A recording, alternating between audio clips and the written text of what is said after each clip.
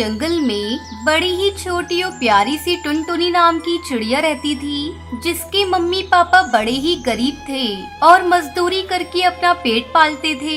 एक दिन टुनटुनी अपने पापा के साथ अपने घर के बाहर बैठी थी। तभी टुनटुनी के पापा टुन्नू चिड़ा के दोस्त बिट्टू कबूतर अपने बेटे बंटी कबूतर के साथ उससे मिलने आते हैं। अरे बिट्टू, तुम यहाँ? तुम हमारे गांव के जंगल में आज कैसे दिख गए? मैंने तो सुना तुम अब शहर वाले जंगल में रहने लगे हो। हाँ, क्या बताऊँ, बड़े दिनों से अपने जंगल वापस आने का मन कर रहा था, लेकिन टाइम ही नहीं मिल रहा था। हाँ, सही कह रहे हो। जब से तुम गांव का जंगल छोड़कर शहर वाले जंगल में गए हो, तुमने तो यहाँ आना ही बंद कर दिया। तब तक आप लोग कमेंट पे बताएं 345 - 56 कितने होते हैं? हाँ, आज भी शायद नहीं आ पाता, लेकिन मुझे अपने बेटे के लिए एक सुंदर सुशील बहू चाहिए जो सीधी सादी हो। इसलिए मैं गांव के जंगल में आया हूँ अपने बेटे की बहू ढूंढने। देखो, ये मेरा बेटा बंटी कबूतर है। अरे, तुम्हारा बेटा तो काफी बड़ा हो गया है। अच्छा, तो तुम्हें कैसी चिड़िया चाहिए, बताओ। ये चिड़िया मुझे काफी अच्छी लग रही है अपने बेटे के लिए। कौन है ये? दिखने में भी बड़ी सुंदर और सीधी भी है। अरे, ये तो मेरी बेटी है टुनटुनी। अरे ओ टुनटुनी बेटा, बेटा इधर आओ, मेरे पास आओ। ये देखो, काका है तुम्हारे, बिट्टू काका। देख टुन्नू, मुझे तेरी बेटी टुनटुनी बहुत पसंद है। अगर तू अपनी बेटी की शादी मेरे बेटे के साथ कर दे तो अच्छा रहेगा। हमारी दोस्ती रिश्तेदारी में बदल जाएगी। हाँ, ये तो बहुत ही अच्छा रहेगा, लेकिन तू तो जानता ही है मेरी हालत। मैं मजदूरी करके अपना पेट पालता हूँ और हम बहुत ही गरीब हैं और तेरी तरह शहर में तो रहते नहीं जो हमारी अच्छी कमाई हो। इसलिए मैं अभी टुनटुनी के दहेज के लिए कुछ भी जमा नहीं कर पाया हूँ। मैं उसकी शादी कैसे करूँगा?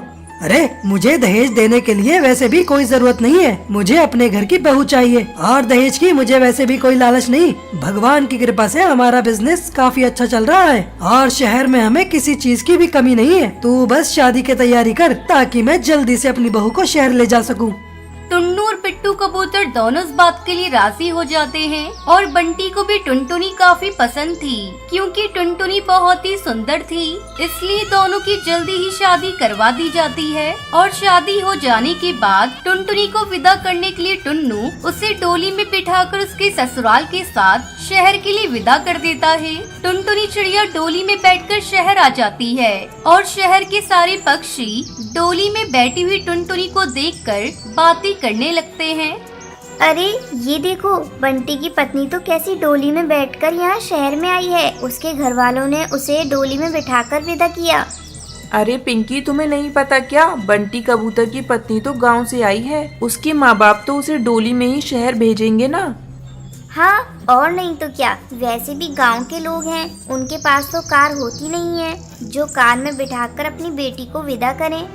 पता नहीं बंटी को इस चिड़िया में क्या पसंद आ गया जो उसने इस चिड़िया से शादी कर ली।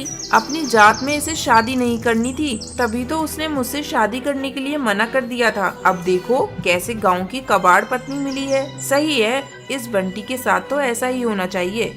लूसी, तुम इस चिड़िया से क्यों चिढ़ रही हो? वैसे भी बंटी की पसंद बहुत अच्छी है। वो अपनी पत्नी को बहुत सुंदर देखकर लाया है और सीधी सादी भी है। काहे की सुंदर? मुझे तो ये गांव की गंवार लग रही है। तभी तो देखो डोली में बैठकर यहाँ शहर में आ गई। इसी तरह कुछ दिन बीत जाते हैं और टुनटुनी चिड़िया अपने पति बंटी के साथ खुशी खुशी रहने लगती है। अरे टुनटुनी, तुम सारा दिन घर पर ही बैठी क्यों रहती हो? थोड़ा घर से बाहर निकल लिया करो और आपस के पक्षियों से दोस्ती करो और उनसे बातें भी करो। नहीं नहीं, यहाँ मैं किसी को जानती भी नहीं हूँ और फिर शहर के पक्षी मुझे गांव की बोलेंगे तो मुझे बिल्कुल भी अच्छा नहीं लगेगा। अरे, तुमसे ऐसा किसने कह दिया? कोई भी तुम पर नहीं हंसेगा और जो भी तुम पर हंसेगा तो समझ लेना कि वह तुम्हारी सुंदरता से जल रहा है। टुनटुनी चिड़िया बंटी कबूतर की बात मान लेती है। बाहर निकलकर आसपास के पड़ोस में बातें करना और मिलना जुलना शुरू कर देती है। कुछ ही दिनों में रसीली तोती और कालू कौवा सब टुनटुनी के बहुत अच्छे दोस्त बन जाते हैं। टुनटुनी, पता है जब तुम डोली में बैठकर यहाँ शहर में आई थी तो सब पक्षी तुम्हें गाँव की चिड़िया बोल रहे थे। हाँ टुनटुनी, और यहाँ तक तुम्हें सब लोग गांव की डोली वाली चिड़िया भी कह रहे थे, क्योंकि तुम गांव से शहर डोली में बैठकर आई थी। कालू कौवे की बात सुनकर टुनटुनी चिड़िया हैरानी से उसकी तरफ देखती है। अरे तो कि यहाँ की चिड़िया जब शादी करके विदा होती है तो ये सब डोली में नहीं बैठती क्या? जो मुझे डोली में बैठा देखकर आपको हैरानी हो रही थी। शहर में तो डोली में कोई भी नहीं बैठता, सभी लोग कार में बैठकर जाते हैं। कुछ पक्षी तुमसे बहुत चलते भी हैं। अच्छा, तो कौन मुझसे चलता है ये भी बता दो। अरे वो है ना लूसी कबूतरी। जब से उसने तुम्हें डोली में बैठकर यहाँ आते देखा था तो वो तुमसे गांव की गंवार कह रही थी और बहुत बुरा भला भी बोल रही थी। हाँ, उसके बारे में मुझे बंटी जी ने बताया था। वो उनसे शादी भी करना चाहती थी।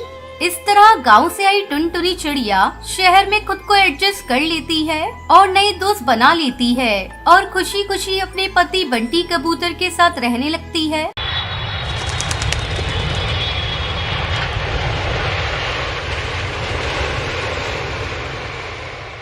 बहुत समय पहले नंदनवन के जंगल में टोनी और टुनटुनी नाम की दो बहनें रहा करती थीं। जब दोनों बड़ी हुई तो टोनी की शादी एक बहुत बड़े अमीर कौवे से होती है, जबकि टुनटुनी की शादी एक बहुत गरीब कबूतर से होती है। शादी के कुछ महीनों बाद टोनी अपनी बहन से मिलने उसके घर आती है। टुनटुनी उसे देखते ही खुश हो जाती है और कहती है, आओ दीदी, तुमने अपने आने की कोई खबर नहीं दी। अगर तुमने बताया होता तो मैं बंटी को तुम्हें लेने के लिए भेज देती। तब टोनी कहती है, टुनटुनी, इसकी कोई जरूरत नहीं, मैं अपने हवाई मोटर में आई हूँ। चल जल्दी से एसी ऑन कर, मुझे बहुत गर्मी लगी है। दीदी, मेरे घर में एसी और कूलर नहीं है, मैं तुम्हें पंखे से हवा कर देती हूँ। पता नहीं क्यों आज सुबह से लाइट भी नहीं है। टुनटुनी, तुझे तो पता है मैं कितनी अमीर हूँ। मेरे हर एक कमरे में एसी लगी हुई है, लेकिन तू तो ठहरी गरीब। तेरी इतनी औकात कहाँ जो तू एसी खरीद सके। ये पैसे ले और आज ही एसी अपने घर में लगवा ले। दीदी, आप ये क्या कह रही हैं? हम लोगों को एसी की कोई जरूरत नहीं है। टुनटुनी, मैंने तो सोचा था 4 दिन तेरे यहाँ रहूंगी, लेकिन पर अब लगता है कि मैं यहाँ एक दिन नहीं रुक पाऊंगी। इस गर्मी में तो मेरा दम ही घुट जाएगा। शाम को मैं अपने घर वापस लौट जाऊंगी। जैसी तुम्हारी मर्जी दीदी, चलो अब खाना तो खा लो। टोनी खाना खाने के लिए जाती है। ये क्या टुनटुनी, तुझे तो पता है मैं जमीन पर बैठ के कभी खाना नहीं खाती। मेरे घर तो बड़ी सी डाइनिंग टेबल है। कभी मेरे घर आना और डाइनिंग टेबल पर बैठकर खाना खाकर देखना कितना मजा आता है। टुनटुनी, मुझसे तेरी हालत देखी नहीं जाती। तू कहे तो तेरे जीजाजी से बंटी के लिए उनके ही ऑफिस में बात करूं। वहाँ ऊपरी कमाई बहुत होती है। जल्दी तू भी मेरी तरह अमीर हो जाएगी। अरे नहीं दीदी, हम लोगों के लिए ईमानदारी की 2 सूखी रोटी ही अच्छी है, हमें ऊपरी कमाई नहीं चाहिए। टोनी अपनी बहन की बात सुनकर गुस्सा हो जाती है। टुनटुनी, मुझे तेरी यही बात अच्छी नहीं लगती। मैं तो तेरे भले के लिए कह रही थी। ठंडे दिमाग से सोचना, फिर मुझे बताना। मैं तेरे जीजाजी से बात करूंगी। अब मैं चलती हूँ। इतना कहकर टोनी अपने हवाई मोटर में बैठकर चली जाती है।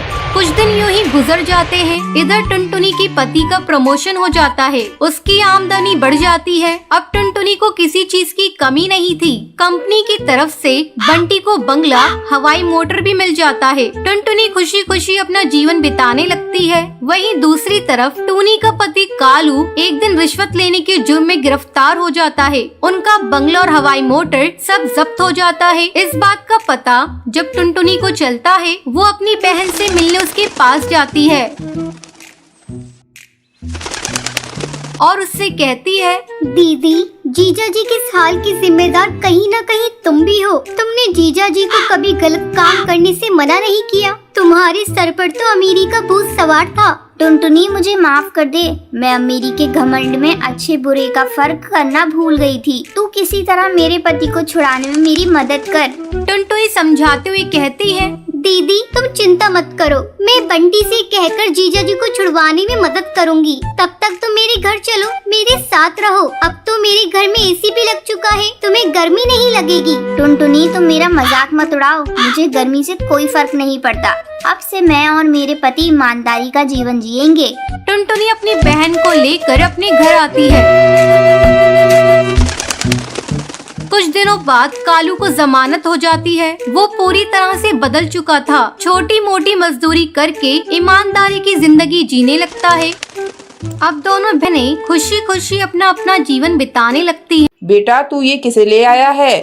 माँ, ये तुम्हारी बहू है। आज से ये घर का सारा काम करेगी और तुम बस आराम करोगी। ये आप क्या कह रहे हैं जी? मुझे घर का कोई काम करना नहीं आता। बिलासपुर नगर के जंगल में टुनटुनी चिड़िया अपनी माँ टूनी और पिता सेठ टुन्नू चिड़ा के साथ रहती थी। टुनटुनी चिड़िया की दो बड़ी बहनें भी थी, पिंकी चिड़िया और भूरी चिड़िया। टुनटुनी चिड़िया बहुत ही सुंदर थी, उसे अपनी सुंदरता पर बहुत घमंड था। अरे वो टुनटुनी, दिन भर तू शीशे के सामने बैठी रहती है और तेरी दोनों बहनें काम करती रहती हैं। जरा तू भी उनके साथ मिलकर काम कर लिया कर। माँ, तुम्हें तो पता है मैं कितनी सुंदर हूँ, मैं क्या करूँ? अगर मैं काम करूँगी तो मेरे हाथ गंदे हो जाएंगे। मैं तो अपनी सहेलियों के साथ खेलने जा रही हूँ।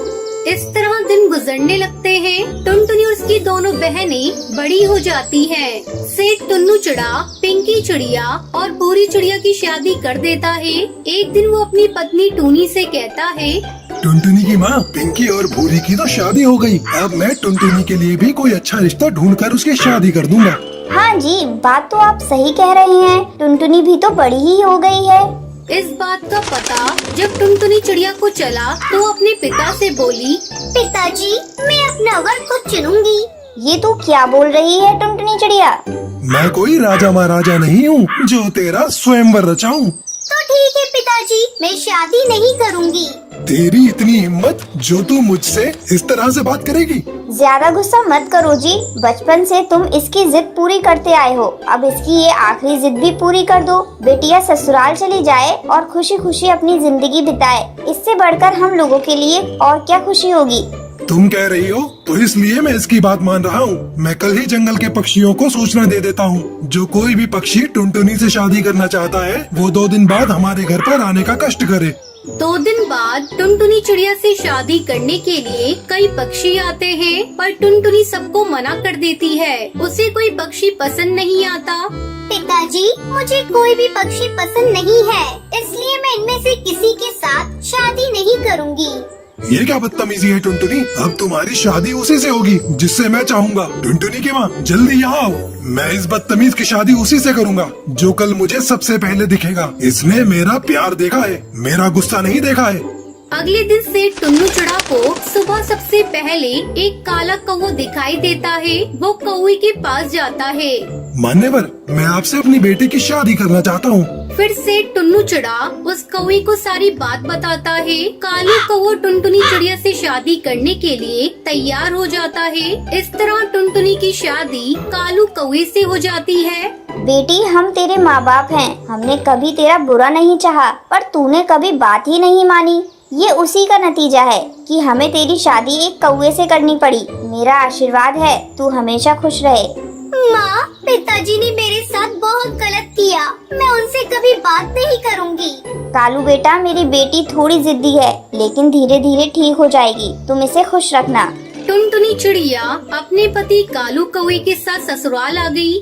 बेटा, तू ये किसे ले आया है? माँ, ये तुम्हारी बहू है। आज से ये घर का सारा काम करेगी और तुम बस आराम करोगी। ये आप क्या कह रहे हैं जी? मुझे घर का कोई काम करना नहीं आता।